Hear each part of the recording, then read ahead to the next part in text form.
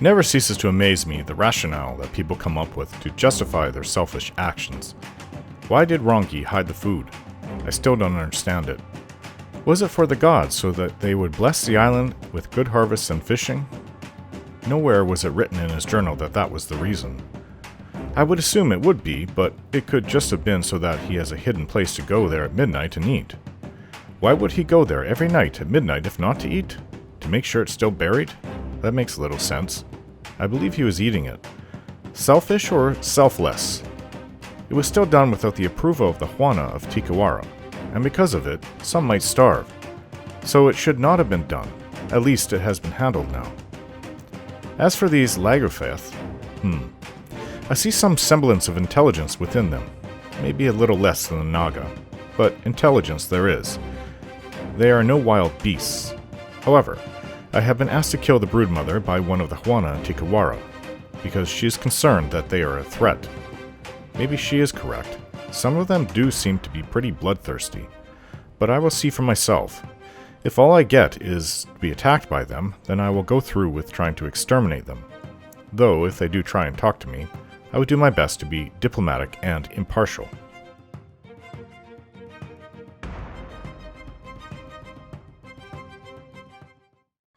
We've come across an old stone coffer. We don't know exactly who or what this is about, who put this here or what's in there. Fire ability, cast a spell. We don't have anybody who can do that, actually.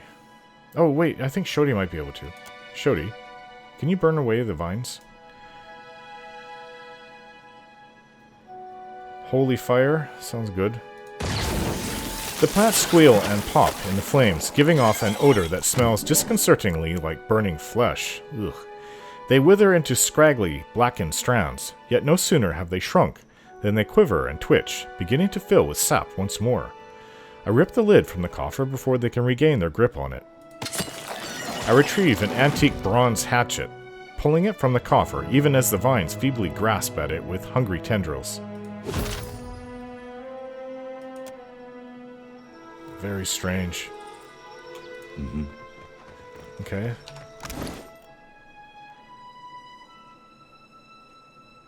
Ovion Seth. Nothing that special, it's just an exceptional, but it could always be improved, I suppose. Let's go back where we saw the broodmother, and well, I guess we'll have to sneak from up here onward.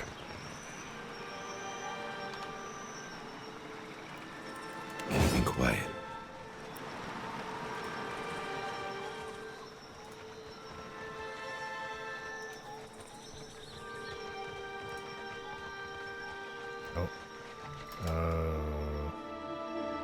This might be a bit of a fight.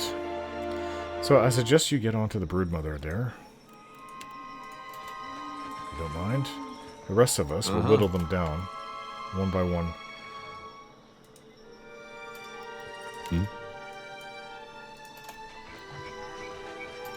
Let's go.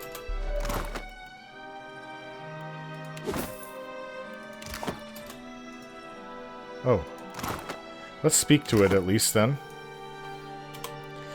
They don't look hostile.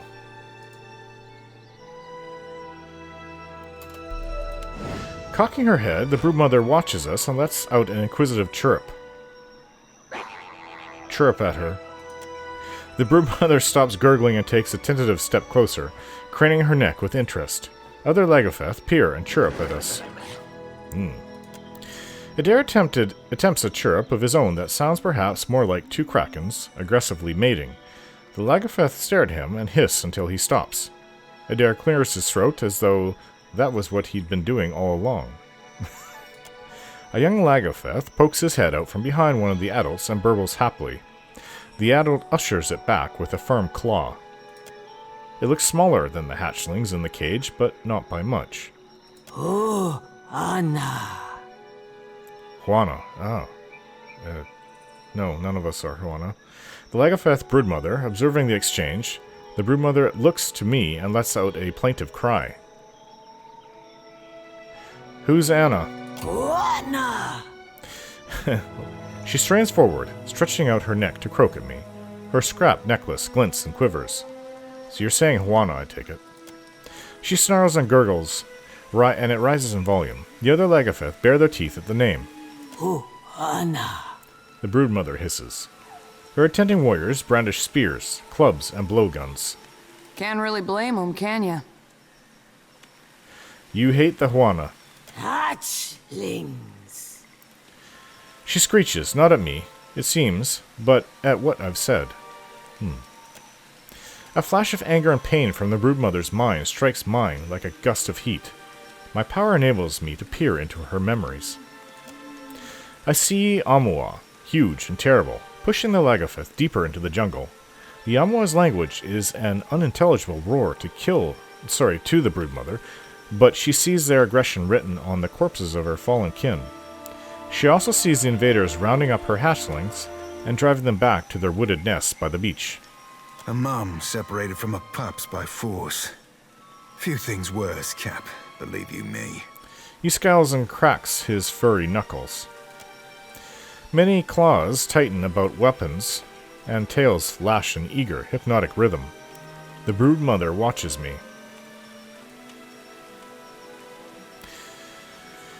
Yes, the Juana captured your young. With my keen intuition, I hear the syllables in her gurgles, and read the desperation in her rapid, darting movements. She screeches with emotion, rocking her whole body back and forth. Her bristling fin flashes like a blade. The other Lagufaeth bare their teeth even wider. Turning her attention from me to the formation of Lagufaeth, the broodmother hisses and flicks her tail, gesturing down towards the bottom of the ravine, toward the village. The others bob their heads in agreement. Anna. She turns back to me and growls, Huana. I can rescue your hatchlings, but your clan must stay away from the village. The broodmother chitters and blinks at me, tilting her head this way and that. At last, she raises her head and trills to the treetops. One by one, the other Lagufaeth lower their weapons and snap their jaws shut. Please. She turns her eyes, Hatchlings. her fish eyes, on me. She really wants her hatchlings back. Oh, we gotta do it. Dear. Alright, no more sneaking. Huh? Okay, so... The broodmother warbles sadly, looking expectantly beyond me.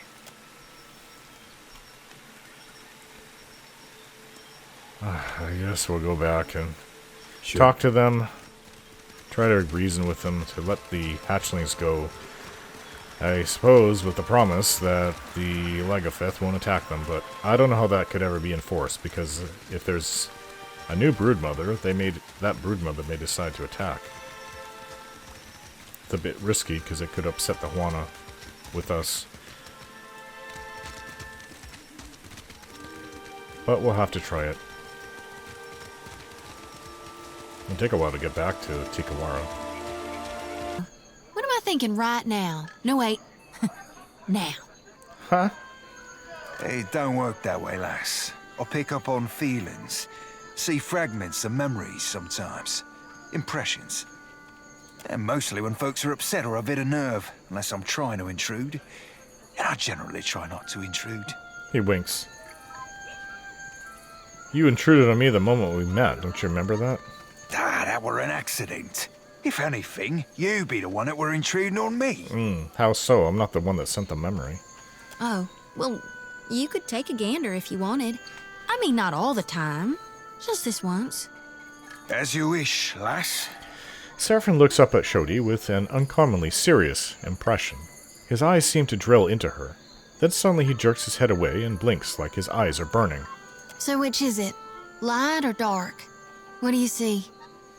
I'm also a cipher, Shodi. Neither, lass. Bounced off you like a bullet off an ironclad. Shodi shrugs and walks away. Seraphim watches, hand rubbing the back of his head. Anything I should know about? Mayhaps. Let me be ruminating on it for a tick, Cap. He sighs and turns away. I wonder what that was all about. Anyways, the one who sent me, I think she was the wanted out at the trading post to kill the broodmother. If I remember right.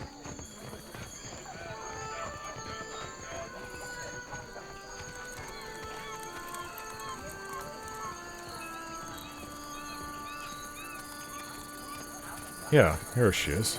She was the unpleasant one. For what do you linger here? The village is much too quiet. Her restless hands fidget with her weapon, while her slitted eyes scan the horizon. We can rest here if we wanted to. We need to release the Lagufaeth hatchlings. She throws back her head and laughs. But you do not laugh. Then you do not joke. For what would I do this foolish thing? She wipes a tear of merriment from the corner of her eye. They have clans and families. What would you do if someone caged your children?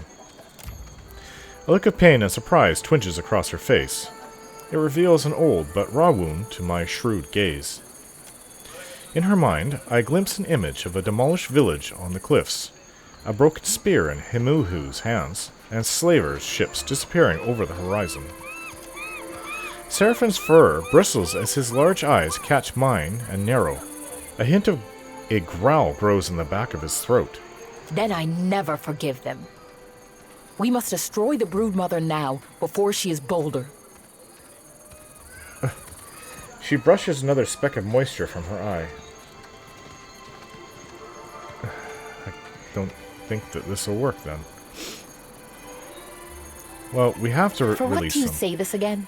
You want them to leave you alone, right? Release their young and they will. They are animals. They hunt where they smell food, and they smell food in our village. She leans forward and speaks slowly, as though explaining this to a child. If I release the young ones, then they attack when they grow big. Well, I hope they don't wait that long. I want to see them attack when they're little, with those tiny claws and fish teeth. Then raise your hand to the little ones, and see how they fight back. She stares down at Dare as a look of horror overcomes him. Lagufaeth are reclusive by nature. They would avoid this village if you did not have their young. When they ran from me before, I thought it was only my weapon they feared. She laughs again, but tapers off into a pensive silence. But suppose you are right. Then I do not have to suffer their stench. She rubs her chin. Take the key then, and yell for help if anything goes wrong. She passes me the key with one hand and hefts her weapon in the other. Okay, farewell.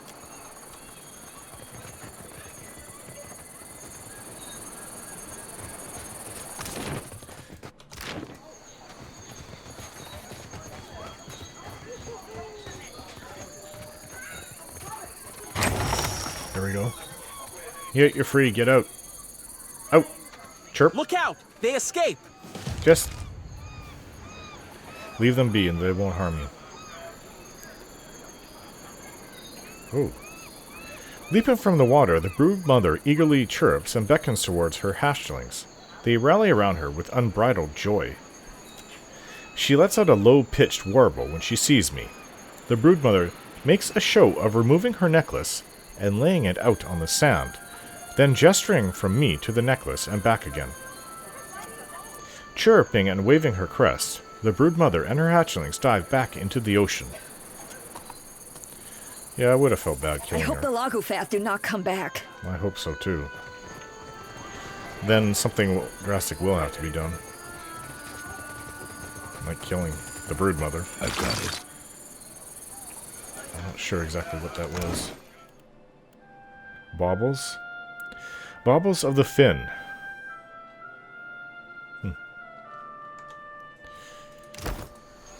Probably something that we will sell.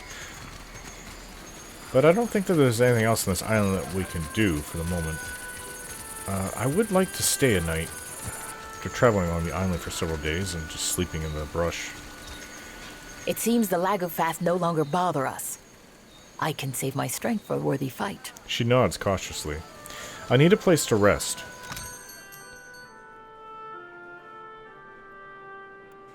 Well, since we have so much coin, so much copper... Let's go with this. A gentle breeze.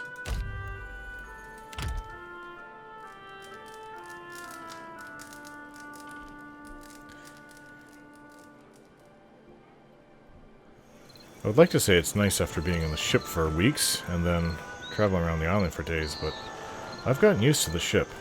And the island, it's nice and warm. As long as you're not sleeping in the jungle where bugs crawl over you, everything's fine. Okay, so we'll have to leave. Who's this one here? Hello? So the hatching scampered off then. He scratches the back of his head and shrugs. I hope they recall this as nothing but a bad dream. Ikira. Yeah. Farewell. Yeah, we have an island to go to. By sea, let's leave town. Back out into it. I don't want to destroy the luminous Audra. That's what she wanted me to do. Okay, let's sail around the island. As we are also supposed to do that for the mapmaker back in... oh, how can I forget the name? Nekataka. There's another island here. Some kind of ruined tower? Well, let's go explore. This fragment of a fallen keep stands like a monument to ruin and a beacon for plunder. A narrow wooden tower rises high above us. Above the door at its base hangs a carved and painted mural of Amira and Angati engaged in fierce battle. The tower lists heavily to the side, just a few feet from tumbling over entirely. Let's search the location. Take some time to search the tower. 4 hours pass. A 2 scroll of binding web. Keep searching. 2 hours pass. A tattered grimoire. Keep searching. 3 hours pass. 188 copper pyre. Okay. Search every inch of the tower. There's nothing left for us to take. Let's just sail down this way. There's still much of the dead fire we have not explored or charted.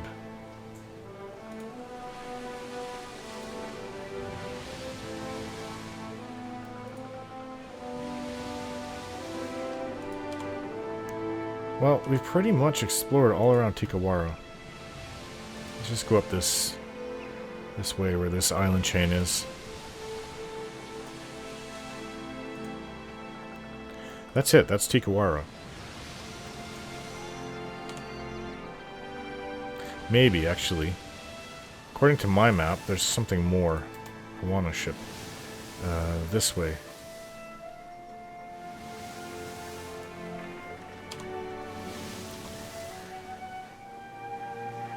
Oh, yeah, we did see this when we first came here. There's a little camp somebody's made. Let's go on this island. Oh, fruit trees. Fresh fruit. Always welcome. Oh, we found some ale in an abandoned camp. Fruit and ale. It's enough to live off of almost, except you need protein. I guess that depends what you put in your ale.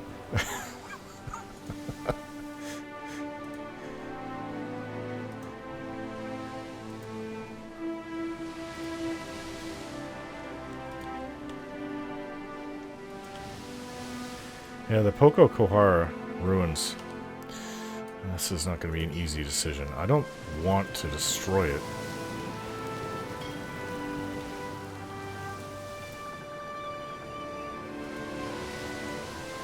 So this is where the Valian ship went. There's a storm right here. Great. Ran along the edge of it. The clouds darken in the distance, piling one atop the next as if in a battle for superiority. A vision-seared thread of lightning forks between sea and sky, followed almost immediately by a rib-rattling crash of thunder. Baeodil swallows. Gods alive, Captain. Did you offend Andra herself? If that's not a manifestation of her fury, then I don't know what it is. The boatswain casts an eye towards across the deck. We shouldn't try to wait out a storm like that. A big wave is too likely to roll the whole damn ship and drown us all. Our best hope is to outrun it. My crew look to me. Your orders?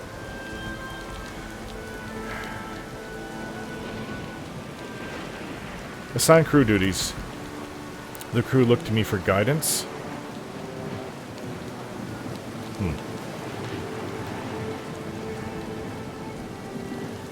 Rope and grappling hook. Oswald, take this line and lash yourself to the wheel. I don't want you going overboard. With a grimace, Oswald accepts the rope and begins looping it through the spokes of the wheel and his own belt. Hand out the last of the cooked food, Hema, and then put out any fires in the galley. Hema salutes. Understood, Captain. The crew will be glad to have a warm meal before we dive into this mess. Assign deckhand duties. I consider how best to use my hands.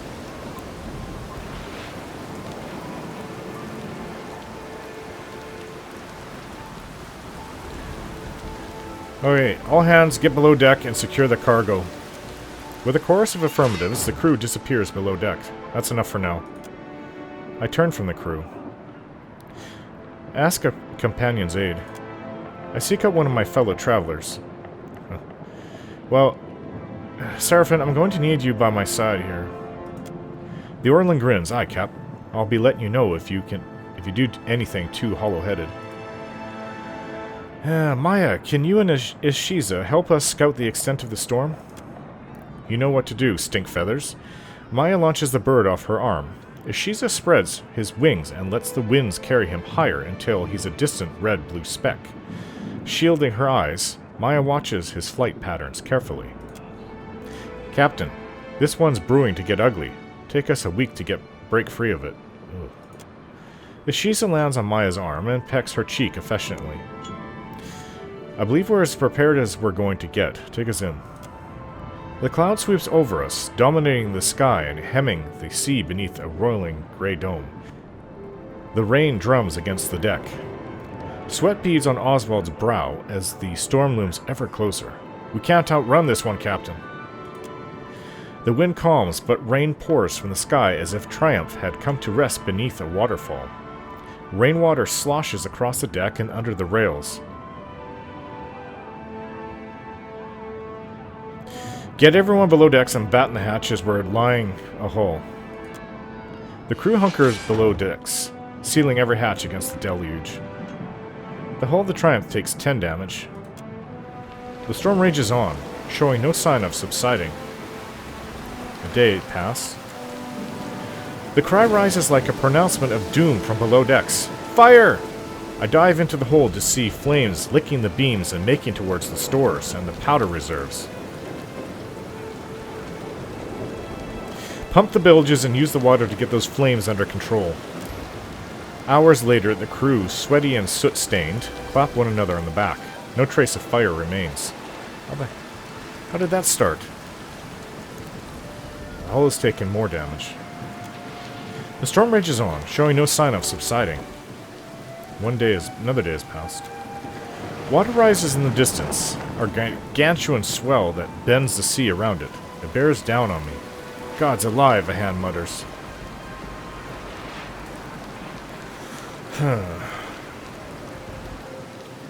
Keep an angle to that big bastard. Don't let it roll us. Despite the crew's efforts, the wave continues to rise to one side of the ship even as it vanishes from the other. The deck's angle moves ever nearer vertical.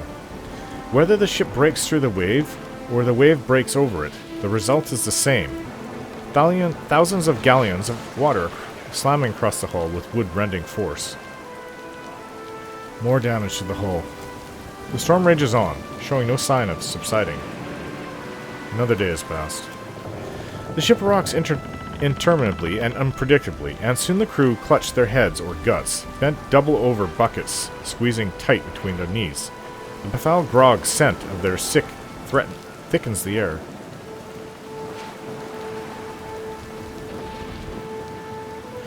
Shield Sister Dahlia, I want you to work your magic with whatever medicine we have.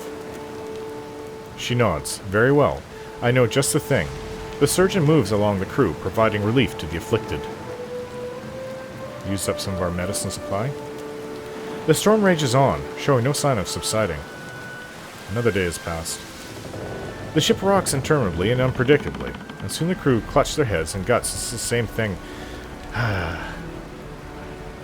Open the gun ports. The crew will feel better if they can see the horizon. The crew opened the gun ports, moving to them both for a view of the sea and to be rid of the contents of their buckets. The storm rages on, showing no sign of subsiding. Another day has passed. Oh, when will this end? The sea roils and the ship rocks as waves broadside triumph. The wind drives rain across the decks.